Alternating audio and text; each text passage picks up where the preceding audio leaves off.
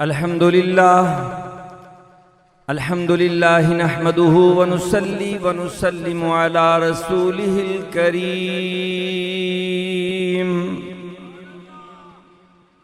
اما بعد فاعوذ باللہ من الشیطان الرجیم بسم اللہ الرحمن الرحیم فاذکرونی اذکرکم صدق اللہ مولانا العلی العظیم وبلغنا رسولہ النبی الکریم الامین۔ صاحب صدر گرامی قدر، پیر طریقت، رہبر شریعت، عالم بعمل، حضرت قبلہ پیر سید زین العابدین شاہ صاحب دامت برکاتہم العالیہ میرے پہلو میں جلوہ افروز ہیں، اور میری یہ کوشش ہوگی کہ آداب کو ملحوظ خاطر رکھتے ہوئے چند منٹ کی حاضری ہو جائے انشاءاللہ۔ میرے بعد قبلہ شاہ صاحب اپنی مدلل گفتگو فرمائیں گے۔ آج کا یہ اجتماع اور آج کی یہ تقریب اس حوالے سے بڑی منفرد ہے کہ عام طور پر سید سجاد حضرت سیدنا زین العابدین علیہ السلام کا تذکرہ ایک مخصوص گروہ کے ساتھ منسوب ہے، اور ہمارے ہاں جس شد و مد کے ساتھ، جس جوش و خروش کے ساتھ آپ کا تذکرہ ہونا چاہیے، محض اس احتیاط کی وجہ سے وہ نہیں ہوتا کہ کہیں لوگ ہمیں بھی اسی نظر اور اسی نگاہ سے نہ دیکھنے لگیں اور کوئی اشتباہ نہ ہو جائے۔ حالانکہ ہمارے اسلاف، ہمارے بزرگ، انہوں نے حضرت امام زین العابدین کو،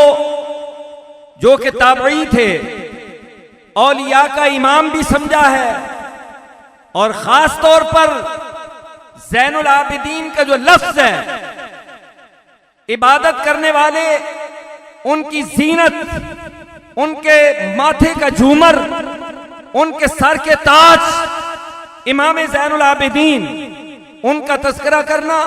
ان سے اظہار محبت کرنا، ان کے ساتھ اپنی عقیدت اور محبت کا ثبوت دینا، یہ اس لیے ضروری ہے کہ ہمارا اپنے آقا و مولا سرور کائنات، فخر موجودات، امام الانبیاء جناب حضرت محمد مصطفیٰ احمد مجتبی علیہ التحیۃ والثناء کے ساتھ جو تعلق ہے وہ دو جہتوں سے ہے۔ ایک جہت جہت رسالت ہے، ایک جہت جہت بشریت ہے۔ ان دونوں جہتوں کے ساتھ رسول اللہ کا تعلق امت کے ساتھ ضروری ہے۔ اگر ایک جہت رہ جائے، دوسری خالی ہو جائے، تو پھر ہم کامل مومن نہیں ہو سکتے، بلکہ مومن ہو ہی نہیں سکتے۔ جہت رسالت کا جہاں تک تعلق ہے، جہت رسالت کا تعلق ہے ایمان کے ساتھ، کہ ہم حضور علیہ السلام کی ذات اقدس پر ایمان لائیں، اور اس ایمان کا تقاضا یہ ہے کہ جب رسول اللہ پر ایمان لائیں تو رسول اللہ پر ایمان کے نتیجے میں ہمیں اپنے رب کے ساتھ عشق ہو جائے، اپنے خالق کے ساتھ تعلق ہو جائے، اپنے معبود کے ساتھ تعلق ہو جائے۔ اللہ کو پہچانا تو ذات مصطفیٰ کی وجہ سے، جب رسول اللہ کے ساتھ جہت رسالت کے حوالے سے تعلق جڑ گیا تو اس کا مطلب ہے کہ اللہ سے رشتہ جڑ گیا۔ اللہ سے عشق کا رشتہ، اللہ سے محبت کا رشتہ اس وقت جڑتا ہے جب رسول اللہ صلی اللہ علیہ وسلم پر ایمان لایا جائے۔ اور دوسرا تعلق جہت بشریت کا، جہت بشریت کا تقاضا یہ ہے کہ رسول کریم صلی اللہ علیہ وسلم کے ذات اقدس کے ساتھ جس کا خونی تعلق ہے، جس کا جسمانی تعلق ہے، اس خونی اور جسمانی تعلق کی بنیاد پر اس کے ساتھ اتنی والہانہ محبت ہو جائے، اتنا پیار ہو جائے، اتنا عشق ہو جائے کہ اس محبت اور عشق کی وجہ سے رسول کریم سے ہمارا رشتہ جڑ جائے۔ اہل بیت اطہار سے محبت یہ رسول اللہ سے محبت کی دلیل ہے، اللہ سے عشق یہ رسول اللہ سے عشق کی دلیل ہے۔ اور جہاں تک تعلق ہے نبی کریم صلی اللہ علیہ وسلم کی ذات اقدس کا، آقا دو جہاں صلی اللہ علیہ وسلم کے ساتھ ایمانی رشتہ اور ایمانی تعلق صحابہ کرام رضوان اللہ تعالی علیہ مجمعین کا تھا، اور حضرات اہل بیت اطہار کا نبی کریم کی ذات کے ساتھ ایمانی تعلق بھی تھا اور جسمانی تعلق بھی تھا۔ صحابہ کرام رضوان اللہ تعالی علیہ مجمعین میں سے اکثریت ان شخصیات کی ہے جن کا مزاج پہلے بن چکا تھا اور جنہوں نے خود تربیت پائی، لیکن رسول اللہ کے دامن سے وابستہ ہو کر انہوں نے ایثار سے کام لیا، اپنے مزاج کو بدل کر، اپنی ساری خواہشات کو بدل کر، اپنی ساری عادات کو بدل کر، اپنے اطوار کو بدل کر، اپنے خصائل کو بدل کر رسول اللہ صلی اللہ علیہ وسلم کے رنگ میں اپنے آپ کو رنگ لیا۔ لیکن جہاں تک اہل بیت اطہار کا تعلق ہے، اہل بیت وہ شخصیات ہیں، اہل بیت اطہار وہ خوش نصیب شخصیات ہیں جنہوں نے رسول اللہ صلی اللہ علیہ وسلم کی گود میں پرورش پا کر حضور علیہ الصلوۃ والسلام کے ساتھ اپنا تعلق بنا کر آقا دو جہاں صلی اللہ علیہ وسلم کی تربیت میں اپنا مزاج تشکیل دیا،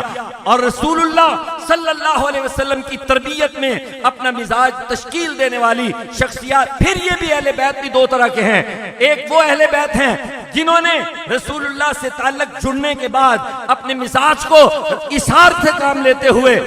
رسول اللہ کی مرضی کے مطابق ڈھالا، اور ایک وہ شخصیات ہیں جن کا مزاج ہی رسول اللہ کی تربیت میں بنا، ایک وہ شخصیات ہیں جو رسول اللہ کے ساتھ اہل بیت ہونے کے ناطے جنہوں نے اپنے تمام پہلے مزاج کو تبدیل کر دیا، عادات کو، اطوار کو، خصائل کو تبدیل کر دیا۔ وہ ہیں ازواج مطہرات کہ پہلے ان کا مزاج اور تھا، پہلے ان کی تربیت اور انداز سے تھی، جب دامن مصطفیٰ سے وابستہ ہو گئیں تو پھر رسول اللہ کے دامن کی وابستگی کی برکت سے انہوں نے اپنے مزاج کے ساتھ مزاحمت کی، انہوں نے اپنے احوال کے ساتھ مزاحمت کی، مزاحمت کر کے اپنے آپ کو رسول اللہ کی تربیت کے سانچے میں ڈھالا۔ اور پھر دوسرے اہل بیت وہ ہیں جنہوں نے رسول اللہ سے گٹی لی، وہ اہل بیت ہیں جنہوں نے رسول اللہ صلی اللہ علیہ وسلم کی آغوش میں پرورش پائی، اور آغوش مصطفیٰ میں پرورش پانے والے اہل بیت اطہار، ان کی عظمت، ان کی فضیلت اور ان کی شان اور ان سے اظہار محبت یہ ہمارے ایمان کا جز ہے۔ اہل بیت کی محبت کے بغیر ایمان کامل نہیں ہو سکتا۔ اللہ رب العزت کے ساتھ ہماری محبت کا رشتہ رسول اللہ صلی اللہ علیہ وسلم کی جہت ایمان کی وجہ سے ہے، اور جہاں تک اہل بیت کا اطہار کا تعلق ہے، حضور کے ساتھ جسمانی تعلق کی بنیاد پر اور بشریت کے تعلق کی بنیاد پر اہل بیت کے ساتھ ہمارا رشتہ اور تعلق منقطع ہے۔ اہل بیت اطہار میں جیسا کہ میدان کربلا کے اندر امام علی مقام سیدنا امام حسین علیہ السلام نے اور آپ کے رفقا نے شہادت کے جام پی لیے، اللہ کی حکمت کے تحت حضرت امام زین العابدین وہ باقی رہ گئے تاکہ سادات کا سلسلہ بھی چل سکے، حسینی سادات کا سلسلہ بھی چل سکے، اور رسول اللہ صلی اللہ علیہ وسلم کے دین کی حفاظت بھی ہو سکے۔ امام زین العابدین کو سجاد کہا جاتا ہے کیونکہ کثرت سجود کی وجہ سے آپ کو سجاد کہا جاتا ہے۔ آپ سجدوں کی کثرت کرنے والے، عبادت کرنے والے، ریاضت کرنے والے، اپنی جبین نیاز اپنے رب کی بارگاہ میں جھکانے والے، اللہ سے مناجات کرنے والے، مستجاب الدعوات، اور پھر مقام ملتزم سے چمٹ کر اللہ رب العزت کی بارگاہ میں التجائیں کرنے والے، اور اپنے شب و روز اپنے رب کی بارگاہ میں مناجات کے اندر گزارنے والی وہ شخصیت ہمارے لیے ایک میسج چھوڑ گئی، ایک پیغام چھوڑ گئی۔ پیغام کیا ہے؟ میسج کیا ہے؟ کسی نے پوچھا اے امام زین العابدین آپ بتائیے کہ یہ جو میدان کربلا میں جنگ ہوئی ہے اس جنگ میں جیتا کون ہے، ہارا کون ہے؟ آپ نے اس سے سوال کیا ذرا تو بتا کہ آج اذان کی آواز گونجتی ہے کہ نہیں گونجتی؟ انہوں نے کہا اذان کی آواز تو گونج رہی ہے۔ فرمایا پھر کیا پوچھتے ہو؟ جس کا نام منبر پہ لیا جا رہا ہے، جس کے نام کے ترانے اذانوں میں گونج رہے ہیں، وہی جیتا ہے۔ اور یہ جیت صرف ایک دور کی جیت نہیں تھی، ایک زمانے کی جیت نہیں تھی۔ زمانے گزرتے ہیں، گزرتے گئے اور گزرتے جائیں گے، لیکن یہ ترانہ گونجتا رہے گا۔ محمد مصطفیٰ کی عظمتوں کا ترانہ کبھی ٹھنڈا نہیں ہوگا۔ ورفعنا لک ذکرک کی اس کے اندر امیزش ہوئی، اور یہ قیامت تک مصطفیٰ صلی اللہ علیہ وسلم کی عظمتوں کا ترانہ گونجتا رہے گا۔ اور اللہ نے یہ کام حضرت امام سجاد، حضرت سیدنا زین العابدین سے لیا۔ حضرت سیدنا زین العابدین یہ نہ سمجھیے گا کہ آپ نے اس واقعہ کربلا کو دیکھنے کے بعد ڈر کے، سہم کے، خوف کے مارے وہ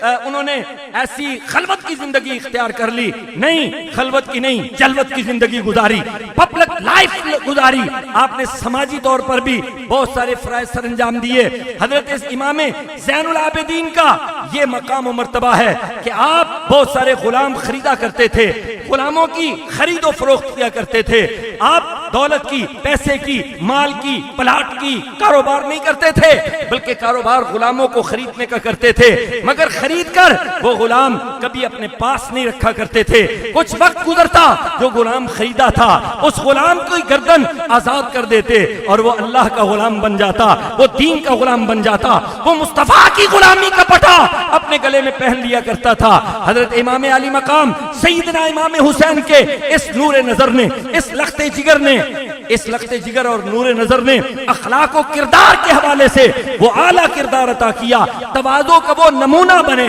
تواضع کا وہ نمونہ بنے کہ حضرت امام زین العابدین عبادت اور ریاضت کے ساتھ ساتھ حضرت امام زین العابدین کے اندر عفو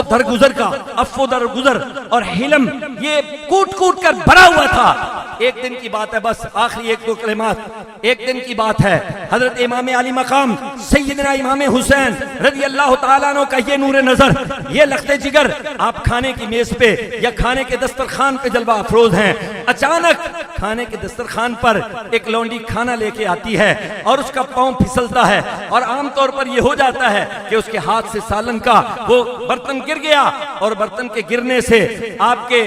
اور ارد گرد دائیں بائیں وہ چھینٹے بھی پڑ گئے اور اس کی جلن بھی محسوس ہونے لگی۔ وہ عورت، وہ لونڈی آپ کو دیکھ کر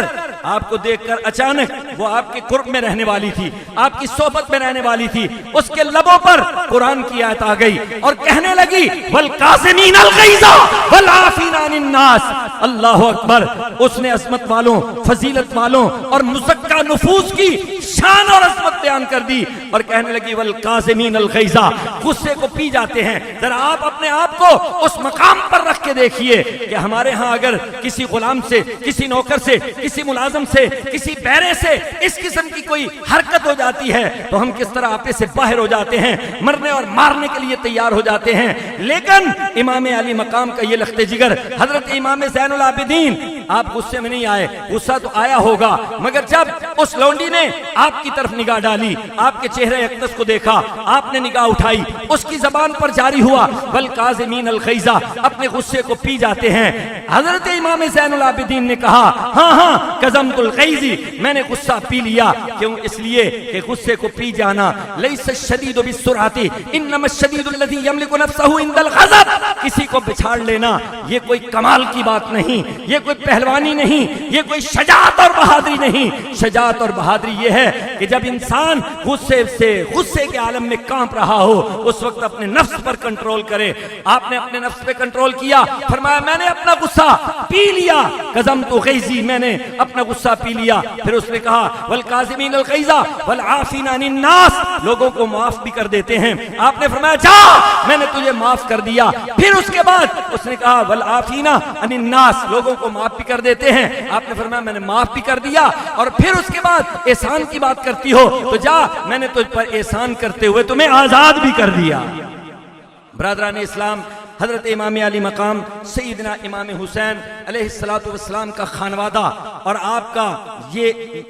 بات جتنی بھی کی جائے نا، ان کا تذکرہ تو ختم ہو نہیں سکتا، اور یہ انشاءاللہ جاری و ساری رہے گا، اور قیامت تک یہ دونوں چیزیں ساتھ چلیں گی، اہل بیت بھی چلیں گے، قرآن بھی چلے گا، یہ کبھی جدا نہ ہوں گے۔ جب رسول اللہ حوض کوثر پہ کھڑے شام پلا رہے ہوں گے، اس وقت بھی اہل بیت اطہار عطرت رسول اور قرآن یہ ساتھ ساتھ ہوں گے، جمع ہوں گے۔ آج نئے نئے فتنے جنم لے رہے ہیں، اور کچھ لوگ یہ کہتے ہیں کہ کتاب اللہ حسبنا کتاب اللہ، ہمیں کتاب اللہ کافی ہے، بابوں کی ضرورت نہیں ہے۔ ان کو سمجھنا چاہیے، سوچنا چاہیے کہ واقعی تمہیں بابوں کی ضرورت اس لیے نہیں کہ بابوں نے تو جنت میں لے کے جانا ہے، تمہارا تو ادھر کا سفر ہی نہیں، ارادہ ہی نہیں، تمہاری تو وہ منزل ہی نہیں، جن کی وہ منزل ہے وہ ان کی اتباع میں، ان کی محبت میں، ان کے پیچھے پیچھے جائیں گے، اور انشاءاللہ قیامت تک عطرت رسول بھی رہے گی اور کتاب اللہ بھی رہے گی۔ اور یہ دونوں چیزیں، لوگ تو کہتے ہیں کہ ہم قرآن کا دفاع کرتے ہیں، میں قسم رب خدا کی قسم کھا کے کہتا ہوں، ہم نے کیا کرنا ہے؟ قرآن کا دفاع تو اللہ کرتا ہے، ہم قرآن کا کیا دفاع کریں گے؟ قرآن ہمارا دفاع کر رہا ہے، قرآن ہماری حفاظت کر رہا ہے، اہل بیت ہماری حفاظت کر رہے ہیں، اور اس کی زندہ دلیل یہ ہے کہ آج بھی لندن کے ایک بہت بڑے اسکالر نے لکھا، وہ کہنے لگا کہ مسلمانوں کو کسی صورت مٹایا نہیں جا سکتا، کیوں؟ اس لیے کہ جب تک ان کے پاس کتاب اللہ موجود ہے، جب تک یہ آسمانی صحیفہ ان کے پاس موجود ہے، اس وقت تک ان کو مٹایا نہیں جا سکتا۔ اس کا مطلب یہ ہوا کہ انہوں نے ساری قوت، ساری طاقت اس قرآن کو مٹانے پہ صرف کر دی ہے۔ یہ مقابلہ جاری ہے اور یہ مقابلہ جاری رہے گا، وہ قرآن کو مٹانے پر اپنی قوت اور طاقت صرف کر رہے ہیں، اور اللہ کے محبوب کے غلام اس قرآن کو پھیلانے میں اپنی قوت صرف کر رہے ہیں۔ آج دیکھ لو کہ کون کامیاب ہو رہا ہے۔ قرآن مٹ نہیں رہا، بلکہ قرآن اسلام کی فطرت میں قدرت نے اتنی لچک رکھی ہے، اسلام کی فطرت میں قدرت نے لچک رکھی ہے، اتنا ہی یہ ابھرے گا جتنا کہ دبا دیں گے، دبانے والے دب گئے، مگر قرآن آج بھی زندہ ہے، اور قرآن کا زندہ ہونا یہ اسلام کی فتح مبین ہے، اور انشاءاللہ یہ قرآن زندہ رہے گا۔ نعرہ تکبیر، نعرہ رسالت، نعرہ حیدری، صاحبزادہ پیر سید بشارت حسین شاہ صاحب کاظمی، ماشاءاللہ صاحبزادہ صاحب بھی تشریف لے آئے، اور قبلہ صاحبزادہ پیر سید زین العابدین شاہ صاحب کا وقت بھی شروع ہو گیا۔ اگر میں نے ٹائم نہیں دیکھا، اگر 2-4 منٹ اوپر ہو گئے ہوں تو میں بڑی معذرت۔ اللہ تعالیٰ میری اور آپ کی حاضری قبول فرمائے۔ ٹوٹے پوٹے الفاظ میں نے صرف حاضری کے طور پہ ادا کیے ہیں، اللہ تعالیٰ میری اور آپ کی حاضری اپنی بارگاہ میں قبول و منظور فرمائے، اور پیر طریقت رہبر شریعت حضرت علامہ مولانا پیر سید بشارت علی صاحب، اللہ تعالیٰ اپنے فضل و کرم اور اپنی رحمت سے ان کا سایہ تادیر ہمارے سروں پہ سلامت رکھے، اور اپنے فضل و کرم اور اپنی رحمت سے اللہ تعالیٰ سادات کرام سے ہماری نسبت، ہماری محبت اور ہمارا تعلق وہ تا حیات قائم رکھے، اور دنیا کے اندر بھی دامن سادات سے وابستہ رہیں، اور آخرت کے اندر بھی انہی کے دامن کی برکتوں سے اللہ تعالیٰ ہمیں جنت الفردوس کی بہاریں نصیب فرمائے۔ وما علی الا البلاغ۔